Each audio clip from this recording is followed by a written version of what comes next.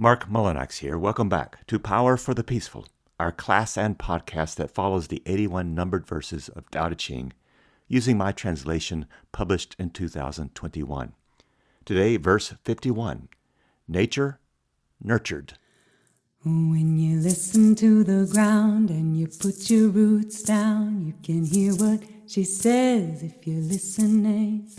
When you listen to the ground and you put your roots down, you can hear what she says if you're listening. The sweet sound of the river as she moves over the stones. The same song that the blood in your body sings as it weaves around your bones. When you're listening, are you listening? Tao has no form. Only when it changes into virtue does it have an expression. Hence, virtue is Tao's visual aspect. Tao neither exists nor does not exist. Hence we say it waxes and wanes, while it remains in the dark unseen. Su Che. 'Fore we was born, we was all kin. When we dead, we'll be kinfolks again. Will Campbell, brother to a dragonfly. Today's guest reader and discusser is Joe Bennett, who was with us for verse 34, a verse so thematically close together with 51 that I thought we'd pair up again and see if we together can dig deeper and perhaps finesse these themes in these two verses. Joe describes himself this way. Mark, I'm a son of the earth and stars, a child of God and the universe. And I just want to say today that when I read this verse, I feel relaxed, I feel at home, I feel safe and comfortable, and I feel all is well with the universe if we will let it be. Back in verse 34, I had these words that introduce how verse 51 continues and deepens verse 34. Tao is the how of the way our bodies mature from infancy. Tao is the way by which our bodies begin naturally to heal after a cut, break, or accident. Tao is the why of how all green things grow naturally, wherever there is moisture, light, and soil.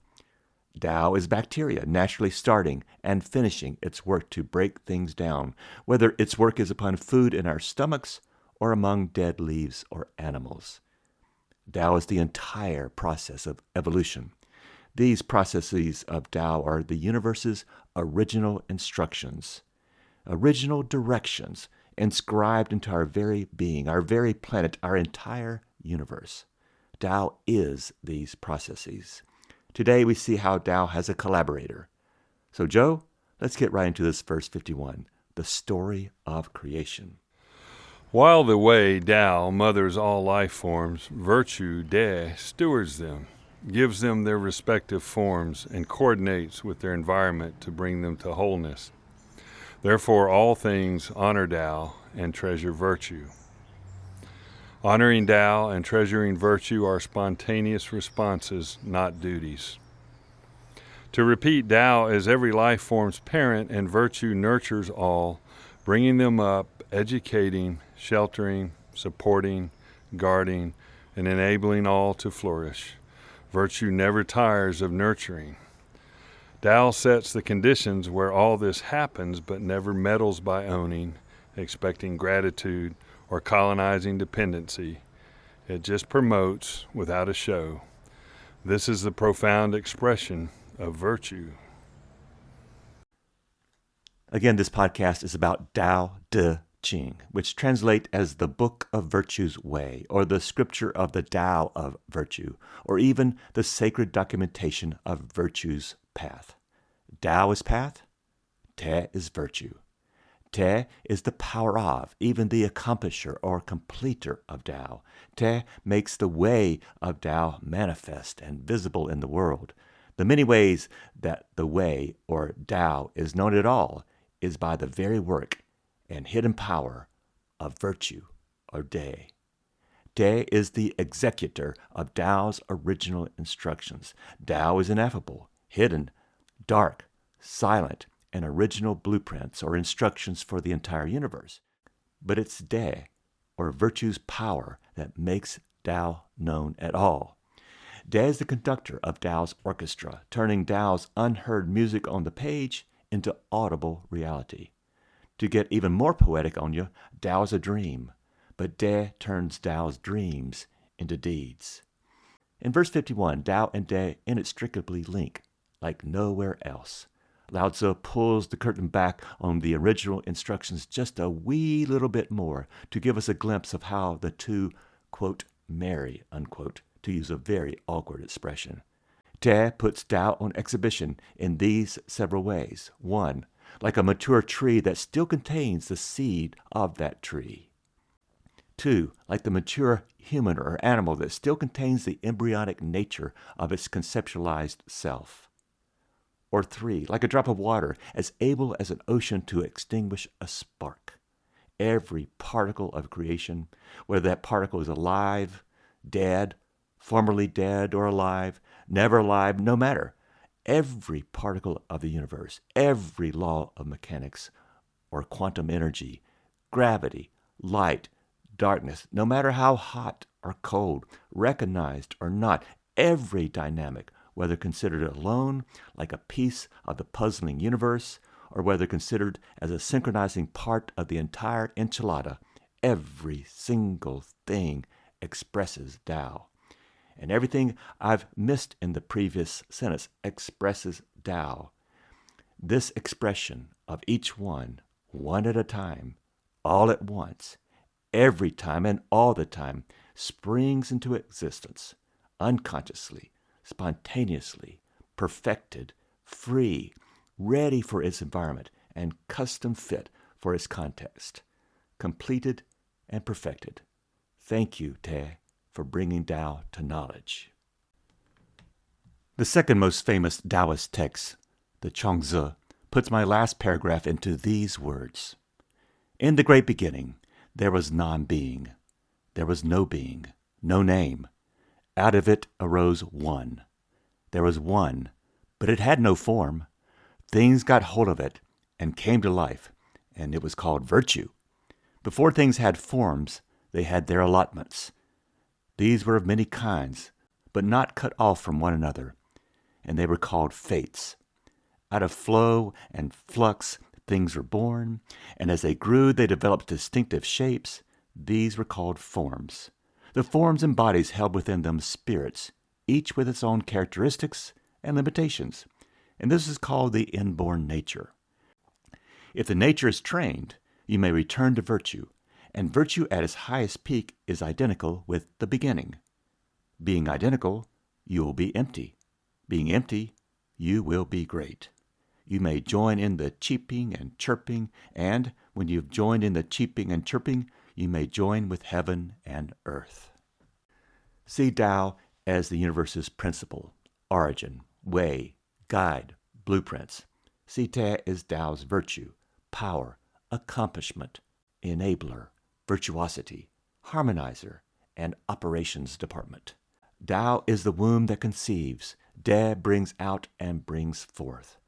Tao is reality. Te realizes. Just like each one of us was once a gleam in our parents' eyes, we have been brought forth into this visible world, a place where we are completed and perfected, at least in theory. A good parent's ultimate wish is for their children to become the best possible persons.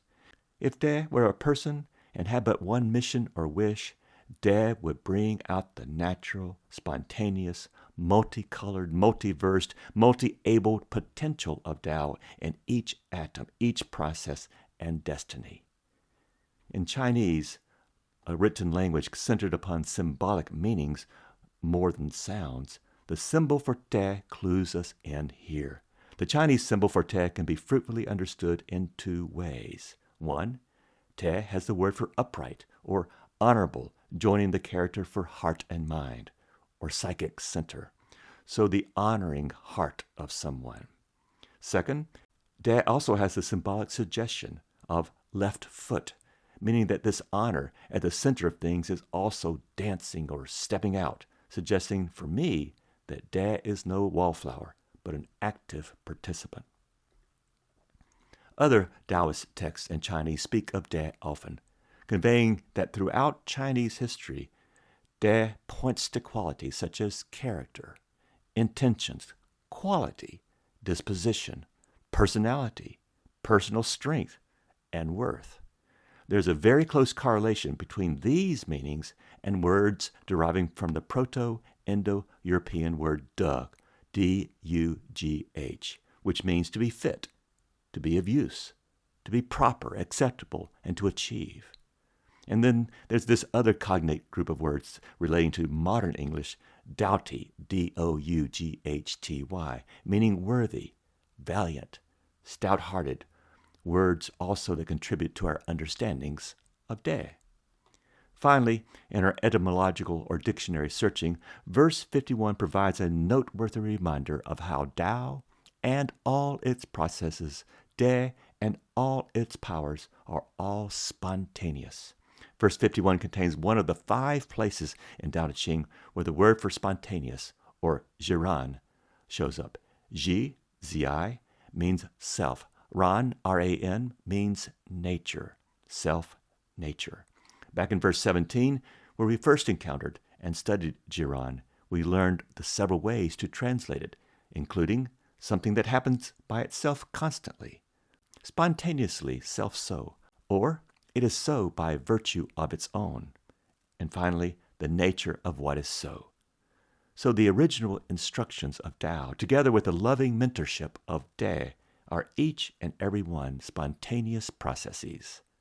This spontaneity is not just a nice word, but is a quality that Tao practices build within. The follower of Tao shares in jiran as the fruit of their knowledge of Tao and the practice of Da. To repeat the key part of verse 51 here, Honoring Tao and treasuring virtue are spontaneous responses, not duties.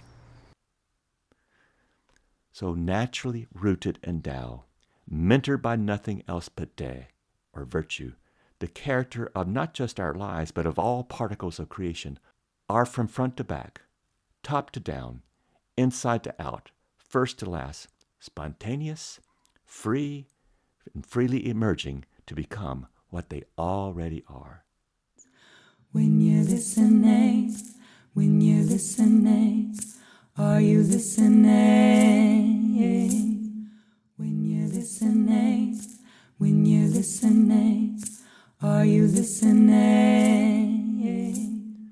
Our world has mostly forgotten these ancient, primordial, and spontaneous roots. Our cultures coach and groom its populations for second, third, and lesser goals. And our original instructions of Tao and Da's assistance with these instructions, they get forgotten. Pink Floyd has lined out for us how we compromise when we forget.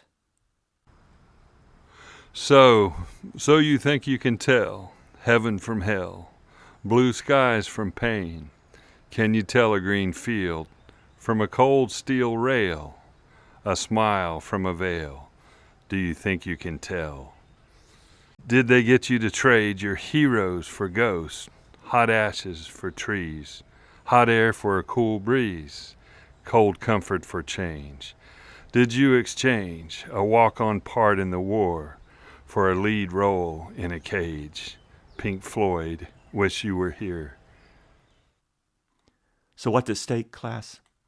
Forgetful of Tao's nature, dismissive of Da's power to bring out our Tao nature, we neglect the practice of remembering, and so Velcro ourselves to substitute ideas, needless things, limiting concepts, false memories, dishonest and unnatural beliefs, all with which we have no business clinging.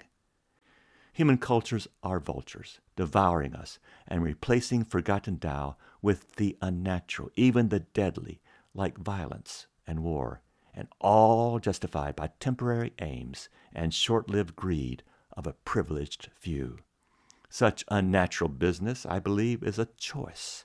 Any listeners to this pod can make their own list of how clinging to false things and ideas, especially a clinging to a false sense of self, is nothing more than a recipe for pain, destruction, mental storms, going against our best interests, and ruin.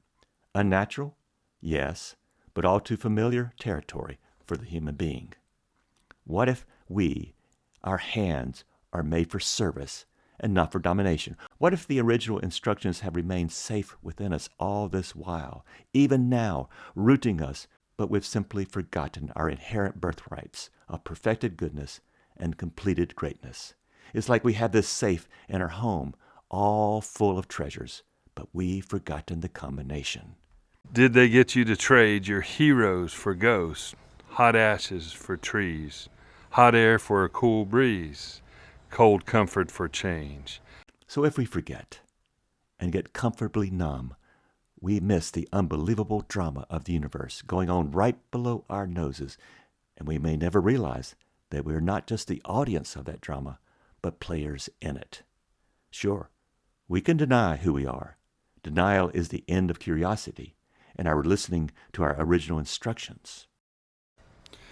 It is strange how in a universe governed by relentless change, human beings hunger for constancy, our bodies wired for homeostasis, our minds hooked on habit, our hearts yearning for everlasting love. We live as patterns unaware of perpetuating themselves, our aching resistance to change reflected in the routines and rituals and relationship formulae, out of which we build the superstructure of belief that houses all of our actions, reactions, and choices. Maria Popova. No, sorry. Teased out, cashed out, verse 51 means that we are ever and always among kindred.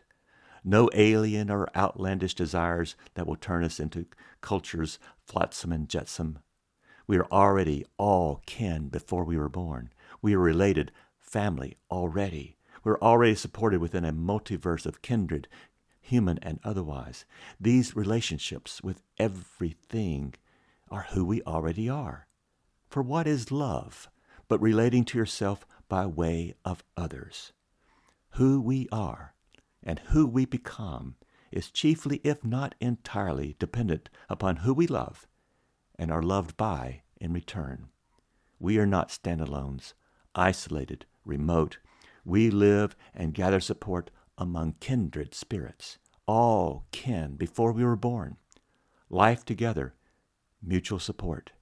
This is Tao and Da working, playing, dancing, dealing, frolicking together. Call it all love, and love's fruit, if that helps.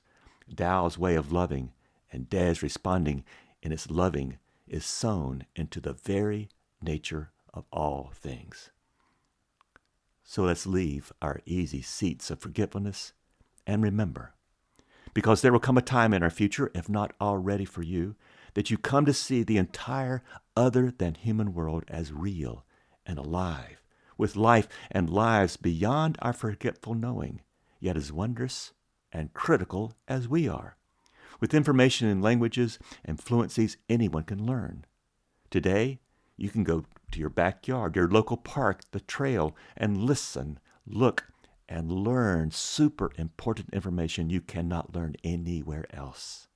The entire other than human world is always talking, always communicating, from the mycelium under the ground that connects trees one to the other, to scat, to animal sounds, the colors of nature, and the way things alive and not alive respond to existing conditions. These data are not chaotic and accidental, but fluent, logical in their own ways, but only if we are patient.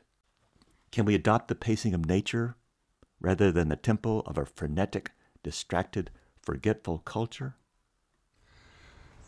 Do not accept the chaos that has been unleashed as the new norm. Participate in the formation of new paradigms for order based on wisdom handed to us by our ancestors and truth we acknowledge deep within ourselves. I Ching. When you're listening, are you listening? When you're listening, Are you listening? So ethically, practically, what does all this mean? Well, we can take a page from an insect colony where a community of living beings share a common purpose and interest. Each member can feel themselves, however consciously or not, as not just members of a larger whole, but also sense the greater whole within themselves in two ways. One, the individual shares in the world and duties of the greater whole. Two, the larger group shares consciousness and instructions with the individual, like simultaneously and spontaneously.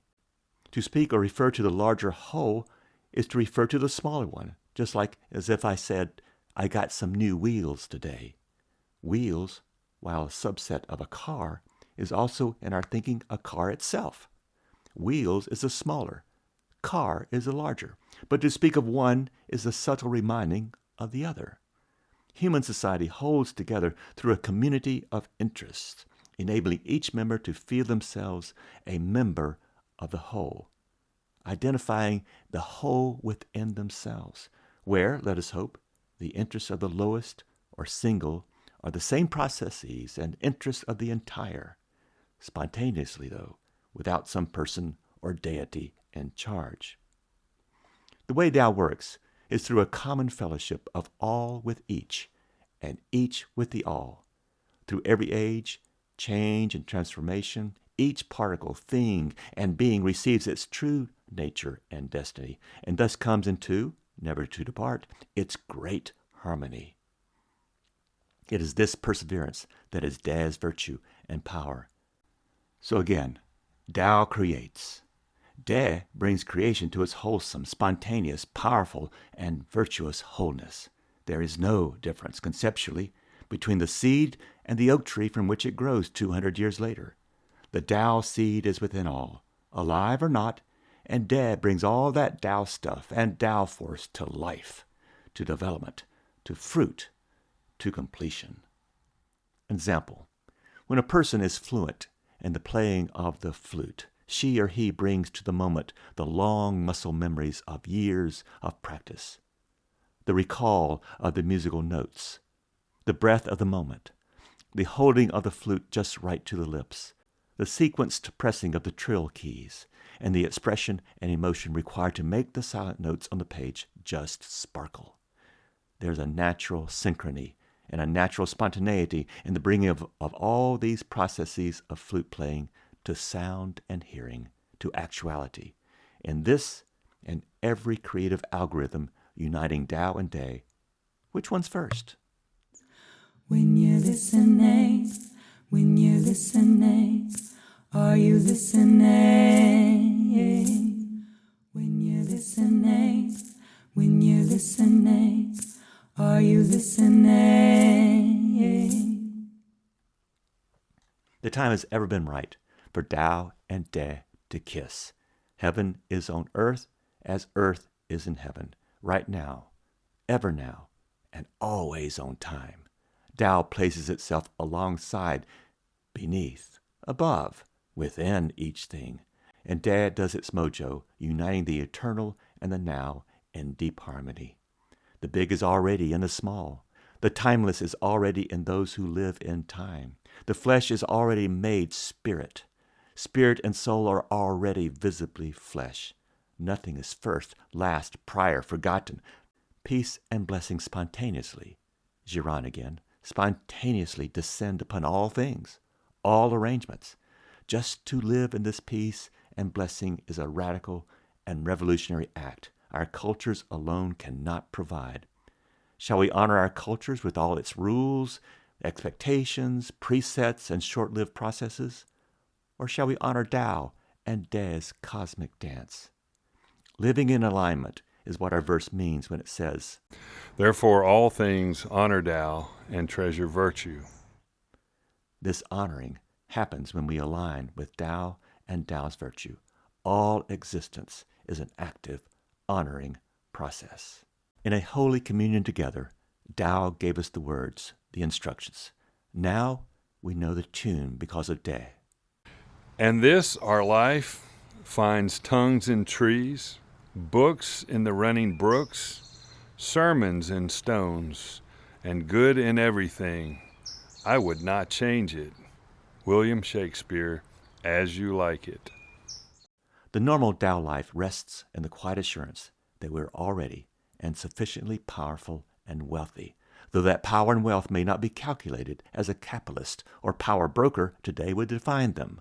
The normal Tao life is lived with awareness that when we remember all life and all things are rooted in the deep, everlasting, and eternal in nature, then we are most human.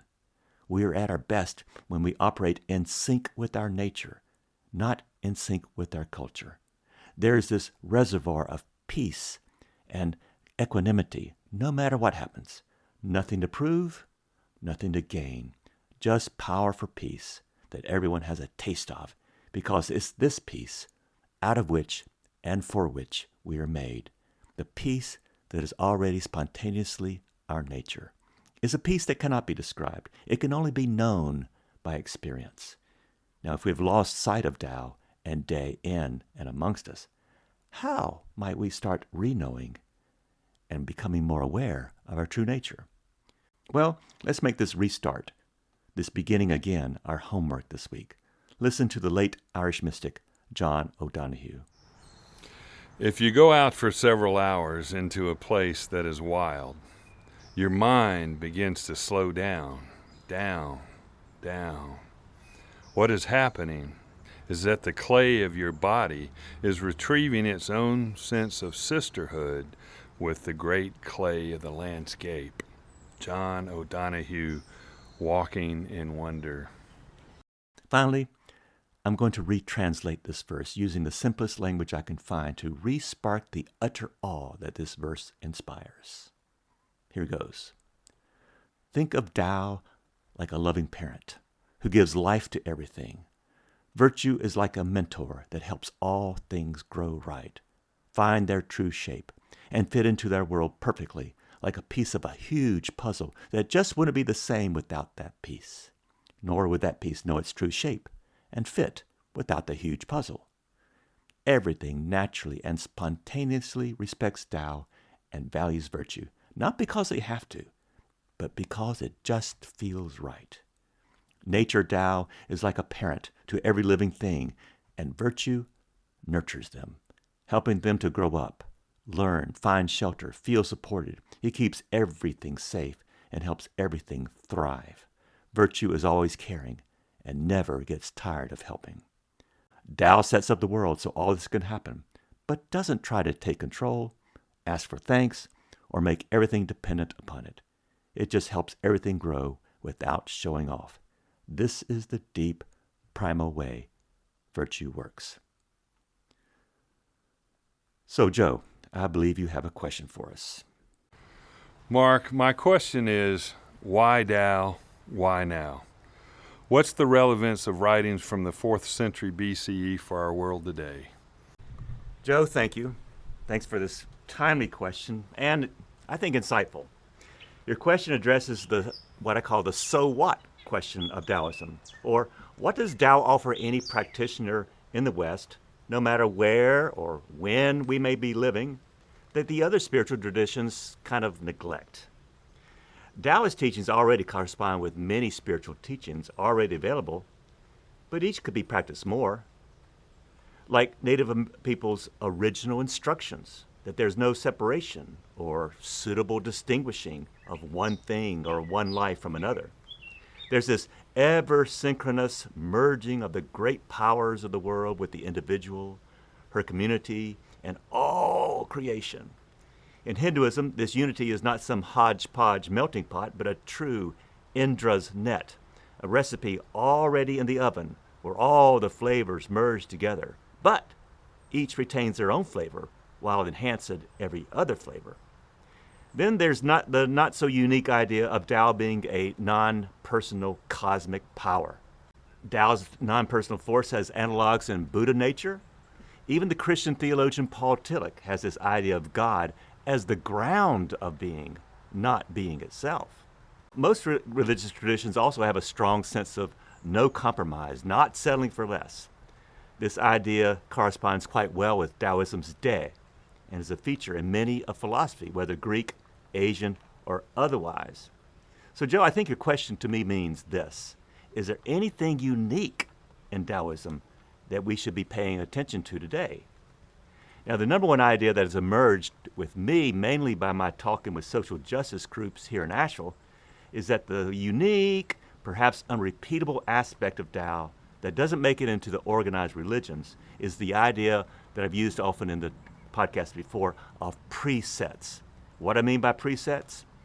In plain English, we are biased.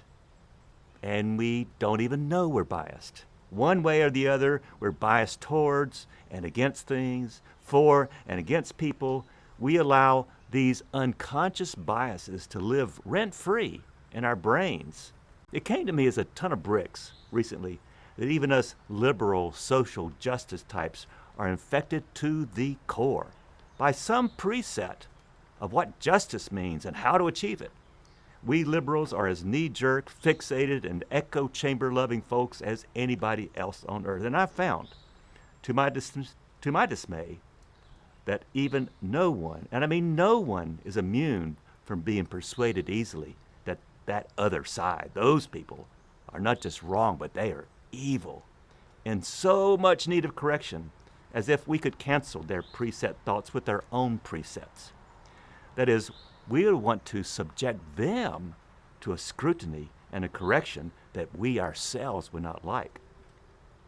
Now, Joe, I wrote down a scholarly treatise here, but I'm just ditching it to say, with Pink Floyd again, we get comfortably numb about how we think and act and just assume that I and my crowd are okay, but somehow everyone who ain't like me and doesn't think like me and act like me are so far gone, I would not want my child to marry into them. And like the Mary Popova quote, we get these we get these fixations and habits, and I think we're better than that. So how do we make the world sparkle again? Can we ever get back to the last line of Mary Oliver's poem where she essentially asks, can we get back to that original sparkle and shine and see all things, all people, all events as if for the very first time? Can we fall into love with the world and its ancient processes every day, each hour, every minute? Mary Oliver writes this in Blackwater Pond. At Blackwater Pond, the tossed waters have settled after a night of rain. I dip my cupped hands. I drink a long time. It tastes like stone, leaves, fire. It falls cold into my body, waking the bones. I hear them deep inside me whispering. And now, dear listeners, here comes the money shot. Oh, she writes, what is that beautiful thing that just happened? Boom, she ends the poem right there. So Taoism seems to be the world's most radical interrogator or interrupter or questioners of our presets, and always asks us these questions. What is that beautiful thing? Can I get curious instead of hardened? If so, can we ever interrogate our usual preset thinking? The answer for me, that's why I'm doing this podcast, that's why I did the translation, the answer has to be somehow, somewhere, yes, we can. Amen. I would say that it sounds like to me we need to be open to wonder and love and see where that takes us in life day to day. So to me, Taoism is the only spirituality I know of that works on these rent-free mental and moral spaces that we give over to these life-reducing presets and ideas and biases. These are not in nature. We weren't born with them. They're not natural. All we have are the original instructions on how to grow, develop, and process things in a Tao way, in a preference-free field. As verse 29 advises us, because Tao shapes nature, all things under heaven run by a sublime spiritual rhythm. Can you improve it? It is doubtful. Meddling only blocks Tao's flow. Control is another name for lose. All things have their right time, right place rhythms. And Joe, it's that right time, right place rhythms, and not my own presets, that convinces me that Tao still speaks today for us. And I think that is a unique thing. I don't know if I made a convincing case to you, but the tendency to be accepting of all, to let it be, is a force that seems strongest in Taoism. And that's why I do this translation. That's why I do this podcast. I think Taoism has something to say to our world that's ever on a hair trigger. Tao still speaks. So, and if you listeners would like to write me back and tell me how I'm wrong, I'd love it. So, thoughts, Joe? Well, Mark, I'm kind of left in awe, still soaking in the words of your response and thinking about these things. And I probably just want to say, let it be, let it be. Whisper words of wisdom. Let it be, and let's go out into the world in peace and be Taoful. Yeah. I like what you said. And I want to thank you for being here. This is your second time on this podcast. Thanks for joining me again and working with me on this. My pleasure, Mark. Thanks again.